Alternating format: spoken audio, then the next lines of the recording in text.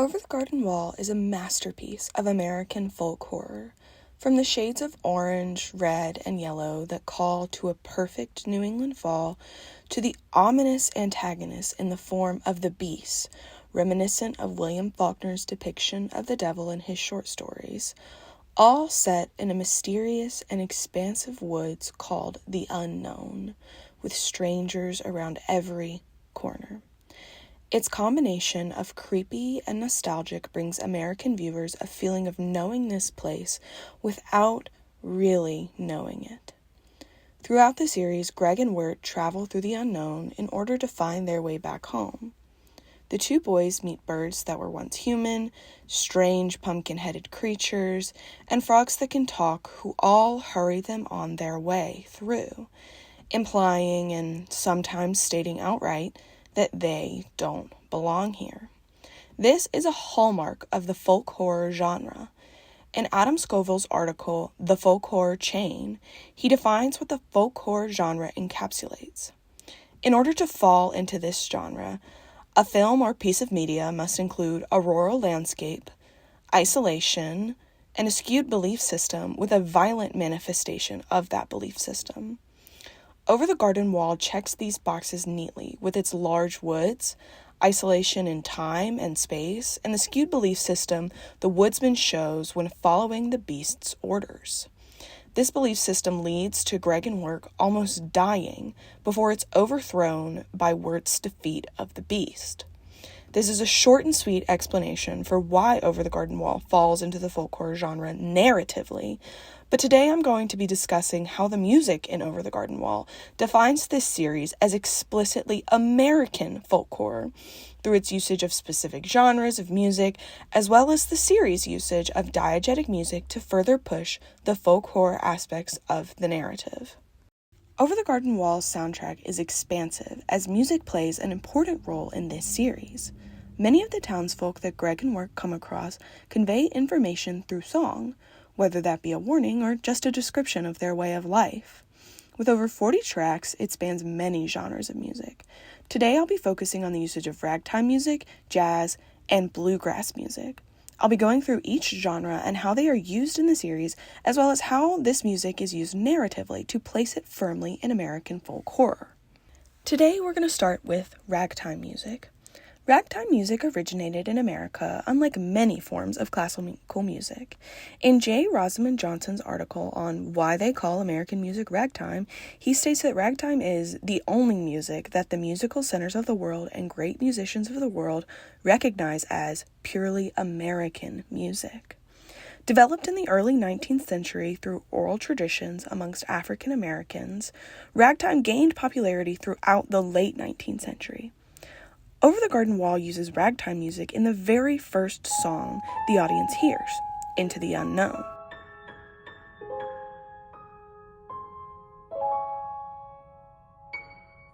Led through the mist by the milk light of moon, all that was lost is revealed. This song sets up the tone of the series and keys American audiences into a certain kind of nostalgia related to silent films. Its usage of the piano and syncopated rhythm brings viewers back to that time through audio clues rather than visuals. The type of jazz in Over the Garden Wall brings viewers to an era of the 1920s, specifically New Orleans. In episode 3, Schoolhouse Follies, many of the songs that play in this episode are very reminiscent of jazz music.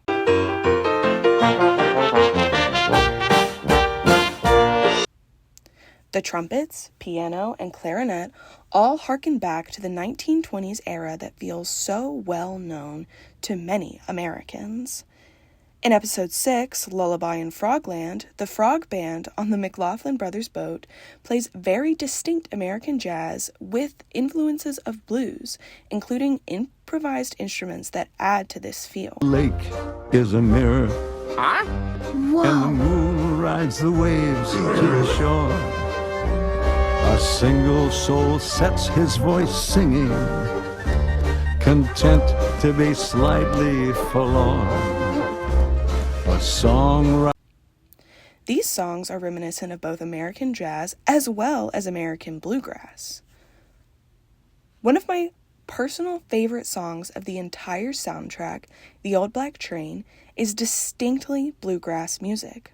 With the banjo taking center stage in this song, as well as its lyrical references to death and the afterlife, this song feels deeply American Appalachian.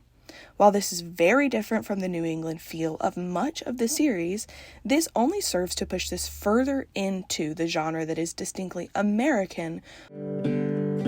There's an old black train a-comin', scraping along the iron. You don't need no ticket, boys, it'll take you when it's time. The music in Over the Garden Wall plays a role in placing it in America as well as a role narratively. Most of the songs are diegetic and push Wirt and Gregg from one vignette to the next. From The Beast Is Out There to Like Ships, many songs serve a purpose in character development as well as genre indicators. The different but distinct styles all come together to create a narrative and show set very firmly in America, but not in a time.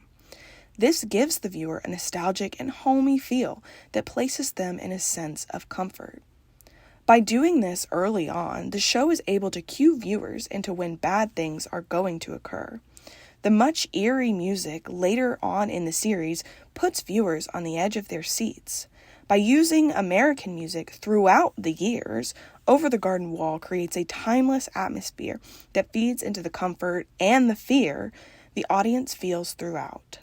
Without this distinctly American soundtrack, the show would lack the quality of nostalgia that it needs to place it in American folk horror. It adds to its oldness and places Wirt and Gregg out of time, which further pushes this into the American folk horror genre. The loveliest lies of all.